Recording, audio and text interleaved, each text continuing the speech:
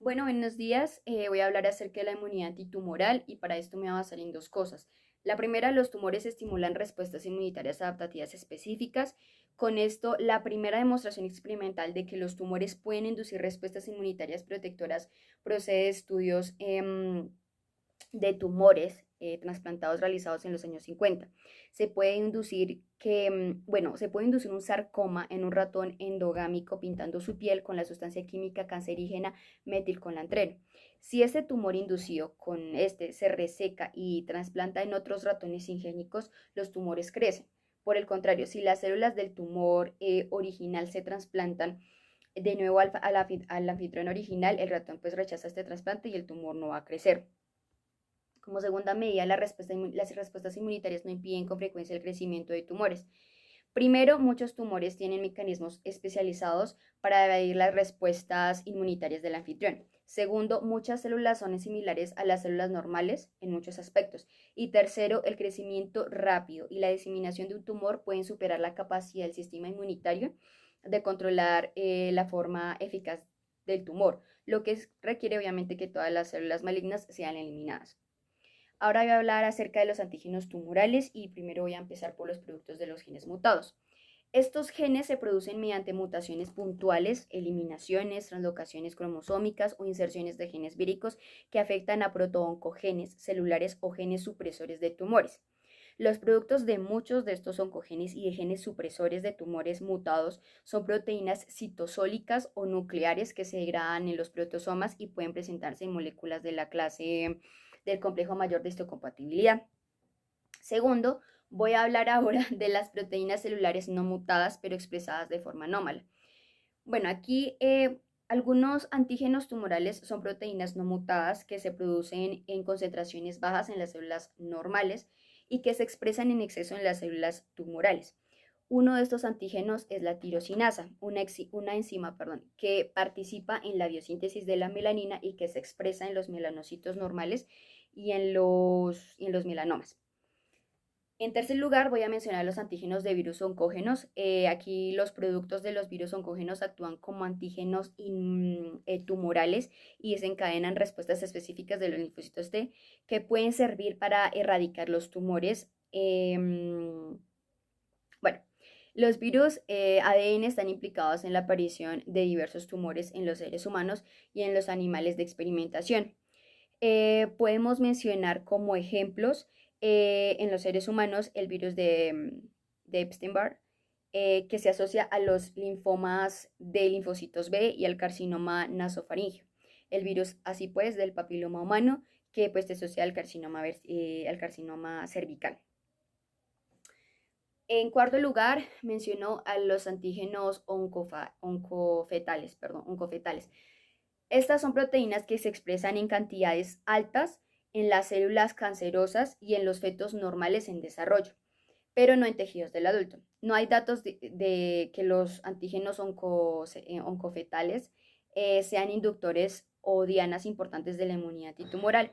Los dos antígenos oncofetales mejor caracterizados son el antígeno carcinoembrionario y la A fetoproteína.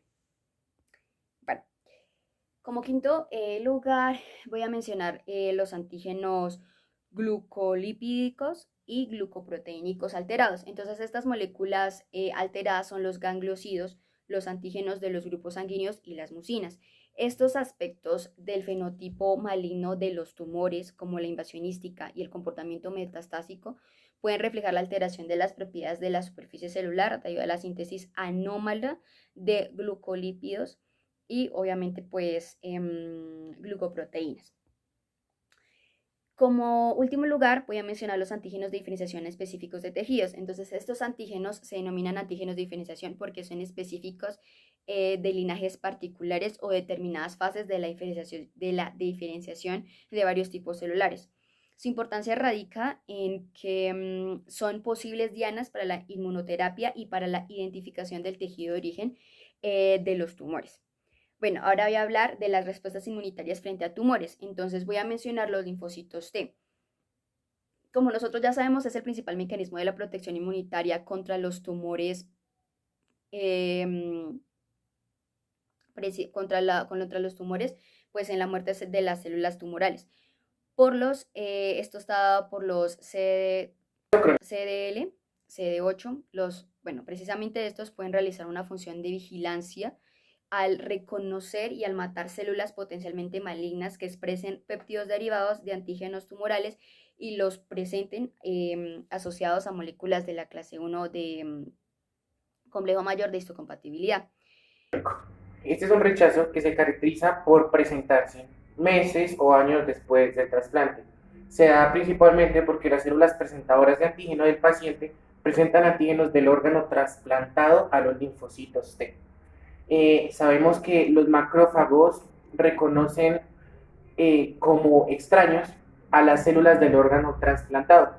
Ejemplo, tenemos presentadores de antígeno como macrófagos, linfocitos B o células dendríticas. Estas van a presentar el antígeno al linfocito T. Vamos a tener una proliferación de los linfocitos T. Se van a producir células plasmáticas. Estas células plasmáticas nos van a generar destrucción de nuestros órganos gracias a los linfocitos T CD4. Una característica esencial es que en esta inmunidad de rechazo crónico, vamos a darnos cuenta que los que actúan como destructores de los órganos son los linfocitos TCD4. Gracias a esto, tenemos que, por las arterias que van a irrigar a los principales órganos de trasplante, van a presentarse o van a estar rodeadas por una gran capa muscular de músculo liso. También esta capa de músculo liso se va a proliferar y nos va a reducir o nos va a aumentar la presión de las arterias. Eso es lo que nos va a disecar un flujo sanguíneo. Porque los receptores también nos van a generar una atrofia de la del parénquima o del órgano también. Su principal esto nos va a generar una reducción del órgano porque sabemos que mayormente este rechazo se caracteriza por ser meses. Sabemos que la instalación de este rechazo es graduada, ya que se da por horas debido al bajo nivel de los anticuerpos. El riñón que va a ser trasplantado no es funcional y si logra ser funcional va a cumplir su desarrollo y su función mediante muy pocas horas. También sabemos que este rechazo se da entre máximo 24 horas. Tenemos dos formas para encontrarlo. Puede ser un rechazo por el grupo sanguíneo ABO o por una incompatibilidad en el complejo mayor de histocompatibilidad o MHC. Cuando es una incompatibilidad en el grupo sanguíneo, sabemos que el paciente que recibe el órgano del donador tiene anticuerpos programados para combatir los antígenos del grupo sanguíneo de este nuevo órgano. En este caso, nosotros vamos a encontrar una reacción de hipersensibilidad tipo 2. ¿Por qué? Porque sabemos que la hipersensibilidad tipo 2 está mediada solo por antígenos o inducida solo por antígenos. En nuestro segundo caso, que es la incompatibilidad por el MHC, sabemos que las células del órgano donante tienen moléculas muy diferentes a las del paciente. Un ejemplo, el paciente presenta inmunoglobulinas que van a atacar el tipo o las moléculas de MHC. En este caso nosotros vamos a encontrar algo que se denomina no match, es decir, que las células del complejo mayor de histocompatibilidad, al ser diferentes con las del donante y el receptor, van a generar un rechazo y se va a conocer como no match, es decir, no igualdad.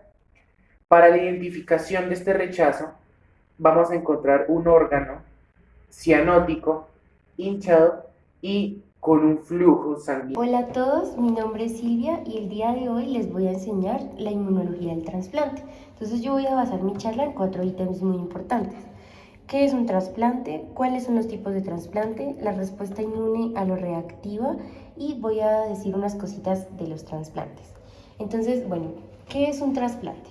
Un trasplante es el proceso en el que yo como médico tomo unas células, tejidos o los órganos de una persona y los pongo en otra persona de una composición genética distinta, ¿sí? Esto hace que se pueda llevar a que haya un rechazo del trasplante por una respuesta inmunológica adaptativa de la persona que recibe el trasplante. Bueno, también podemos decir que entre los tipos de donantes podemos encontrar los donantes vivos y los donantes cadavéricos. En este momento, la ley dice que toda persona es donante hasta que no haya expresado su inconformidad para hacerlo. Claro está, si es un donante cadavérico, ¿no? Estas donaciones son tomadas o para la utilización de otras personas que las necesiten o para el estudio. También podemos agregar que los órganos que pueden donarse deben cumplir unas características, y es que debe haber una compatibilidad entre las dos personas, una compatibilidad antropométrica e inmunológica. Y entre los diferentes tipos de trasplante, que ya estaríamos tocando el segundo ítem, podemos encontrar el trasplante autógeno, el singénico, el halógeno, el xenógeno y el que más se maneja, que es el halógeno. ¿De qué se trata este trasplante? De un trasplante que ocurre entre dos individuos de la misma especie, pero con una composición genética distinta. Ahora les voy a hablar un poco de lo que son los alontígenos. Entonces, los alontígenos son unas moléculas proteicas extrañas de histocompatibilidad codificada y, esta histocompatibilidad codificada se da por los genes polimórficos de cada individuo. Estas mismas moléculas, los alontígenos, son reconocidas como extrañas en los trasplantes halógenos, que son los más comunes. Están conformadas estas moléculas por el complejo mayor de histocompatibilidad 1 y el complejo mayor de histocompatibilidad 2. Pero por otro lado podemos encontrar el segundo grupo de alontígenos, que son los alontígenos menores. Tienen una histocompatibilidad menor, ¿sí? Son diferentes a los del complejo mayor de histocompatibilidad 1 y 2, pero se expresan de forma variada dependiendo de los distintos individuos, como, por decirlo así, unas proteínas codificadas. Ahora les estaré hablando del tercer ítem, que es la respuesta inmune aloreactiva, ¿sí? Esta respuesta inmune aloreactiva se da en el receptor del trasplante. Entonces, tenemos que los que trabajan son los linfocitos T y son capaces de reconocer un antígeno con 1 de 10 a la 5. Y los mismos linfocitos T son capaces de reconocer un aloantígeno con 1 de 10 a la 2 o de 10 a la 3 de probabilidades, ¿no? Entonces, con esto podemos decir que los linfocitos T naive y los linfocitos de memoria reconocen con mucha más facilidad a los alontígenos que a un antígeno convencional. Voy a hablarles un poco de los dos trasplantes que podemos realizar nosotros como médicos. Entonces, podemos realizar trasplantes de órganos vascularizados, en donde se trasplantan células endoteliales y además células dendríticas, y esto puede disparar fenómenos inmunológicos que rechacen este trasplante que se está haciendo, por ejemplo, el trasplante de un corazón. Entonces, el responsable de este rechazo es la compatibilidad de las moléculas del complejo mayor de histocompatibilidad 1 y 2. Entonces, aquí estaríamos hablando, como yo lo dije anteriormente, del complejo mayor. Además, encontramos el trasplante de médula ósea. El rechazo agudo a un trasplante se presenta normalmente entre la primera semana y el tercer mes post-trasplante, ¿sí? Ocurre en una zona localizada y se va extendiendo y va destruyendo el parénquima del órgano que ha sido donado. Esto va creando una lesión en las células parenquimatosas, va creando además una inflamación intersticial y en los vasos se genera endotelitis. Este rechazo agudo está mediado por los linfocitos T específicos contra las moléculas de complejo mayor de histocompatibilidad 1 y 2 del donante, ¿no? Entonces, pueden ser, por ejemplo, los linfocitos T helper CD4, los T helper CD8, los macrófagos, los natural killer, las citoquinas y los aloanticuerpos, que serían los anticuerpos de los aloantígenos.